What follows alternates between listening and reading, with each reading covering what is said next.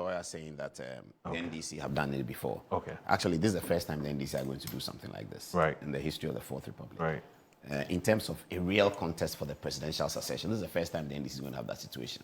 The succession between Mills and J.J. Rawlings to Mills was very well, perfectly arranged.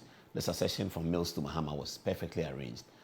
In the intervening years between the time Mills was an opposition leader, he won all these elections, one against Pio Gabra in the main, one against Eddie Annan. That was a major contest of the National Democratic Congress. You remember that Pio Gabra? Alhaji Mahama Idrisu contest with President Mills. So it's not accurate to say that this is going to be the first. No, the outcome doesn't show that it was a major contest. But that has always been the politics of the NDC. At this time, it's not going to be like that. That's what I'm saying. This is the first time they're having this. So you get my point. Yeah. The outcome of 80% win for Professor Mills in those contests. Nobody's going to win this contest by even 60%. Who thought President Mills was going to get 80% in that contest? Oh, I knew that. That was a reporter, and I knew that. It was very obvious. It was very obvious. We were active. I was an active member of the NDC then. None of us, look. The NDC establishment. Was a major force. No. Remember, that was the time that there were suspicions that President Rawlings was even behind Pio Gabra. And that is when the Adom-Otchere exposed Rawlings to the point that Rawlings's penetration in the NDC has never been significant. He's a supreme leader, but in terms of knowing who a constituency chairman is in Kintampo, Adom-Otchere had that information. Right. Rawlings didn't have that information. Right. Those of us who were reporters that knew what was happening. J.J. Rawlings's support for Pio Gabra was only going to be tacit, verbal, because he was a supreme leader. The penetration of the NDC at that time in opposition was really held by the Adom-Otchere and those who had done the party work. Kwame Pepres and all the original organizers, they all worked to Adom-Otchere. So there's no way that a Jerry candidate was going to secure even more than 10%. And that's what happened. But so how come the Jerry candidate of 2000 and was after his presidency was declared? The flag bearer president, how come President Mills was declared as the sole successor to His Excellency President Rawlings? Well, and why was it not forcefully rejected? Well, if you read my book, that was also organized by the Ahoys.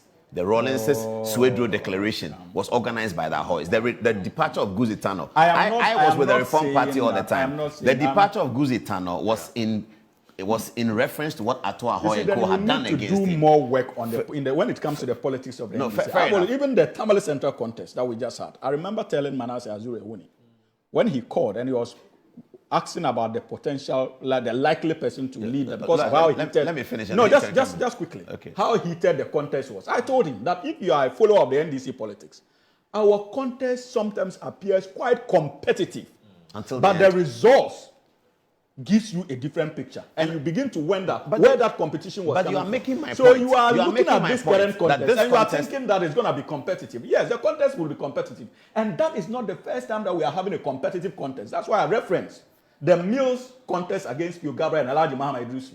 And you made references to the fact that Mills won by 80%. As a reporter at even that time, this that contest was we not are going to go into, I can assure it was very competitive. No, it wasn't. It was.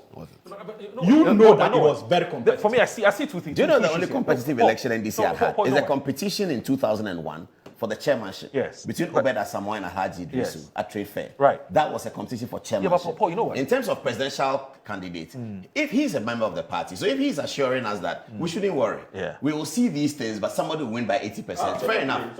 He's coming from the belly of the party. But if no analyst will make that projection. Yeah, but it's Paul. Our NDC grassroots. I think that the two of you agree there was some competition.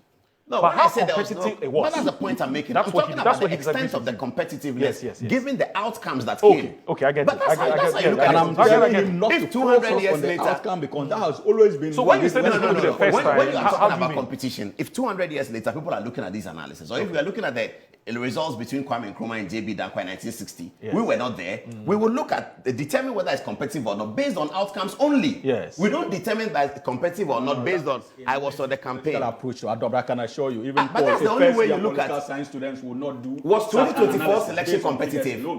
2024 elections in Ghana. No, lawyer, that's so not correct. Your analysis is based on quantitative. Say so. No, the analysis of whether something was competitive is based on the outcome. No, it is. Every political researcher would not limit an evaluation of an electoral contest to just the quantitative figures, the numbers. No, the outcome.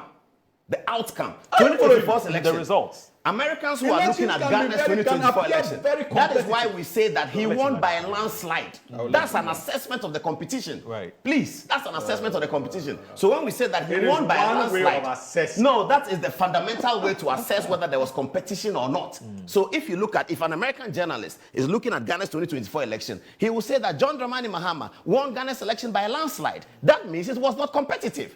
We don't say it's competitive because we were on the campaign and Dr. Baumia had a crowd. I interviewed Elizabeth Suhuyini about the 1969 election. And she said to me that that was one of the elections that shocked her as a graphic reporter because the crowds that now the new alliance of liberals was getting at the Accra Sports Stadium. And the outcome that came, it completely shocked her. So the outcome of the 69 election... Political researchers would give Can I finish, please? The outcome of the 69 election, the data today shows that Prime Minister Buzia won a landslide. It was not competitive.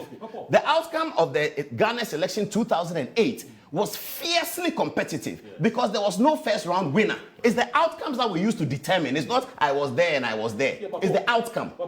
If I observe the processes leading up to an election, and I say, when I observe how this competition is going, it looks like a very competitive elections.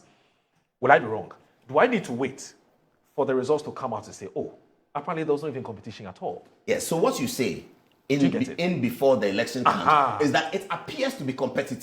When the results come, yes, once you have the results. The results for me. So if you look at the history, if you look at the NDC presidential results, it will be obvious to you that it has not been competitive. The NPP also has some results that were not competitive. Nana Akufo-Addo won by 84% in 2014. That was not competitive. But in 2008, Nana Akufo-Addo failed to win a first-round victory that was fiercely competitive. If you play back my voice, you hear me saying appeared competitive. That election appeared. But that's why emphasis on appears. You see, and that's the point I'm making to you. Now you are creating an impression as though the election we are going to have to elect the successor of John Dramani Mahama, His Excellency, is going to be competitive, something that we've never experienced before, not based on any quantitative figures, because the outcome is not yet out there. You do not have the figures. And I'm just reminding you that many of us held similar views in that 2004 contest, or 2003 rather, contest to elect flag bearer for the 2004 general election, where Spiogabra and the likes of Alhaji Mahama Idrisu contested against President Mills. Many thought that it was going to be, the outcome was going to show a close contest. It didn't. And that's why I'm telling you that be careful. Because now you are making references to the likes of Haruna Idrisu, blah, blah, blah. Be competitive. It does not mean that the outcome would show a competitive race. My history with the NDC is such that sometimes our campaigns appears quite competitive. But when the election results are finally released, you begin to wonder where that competition was coming from. I see that point. But another point that is novel that must be made is that this is the first time the NDC is having sitting ministers and sitting key appointment holders run for president. It's never happened. Fact. That's a fact. That's true. Yes, so if you look at that, you can then project where this is going. Yeah. But if he says that whatever happens, it's natural with the NDC, somebody will win 80%, I'll challenge him that nobody's going to win that contest by more than 55%. Okay.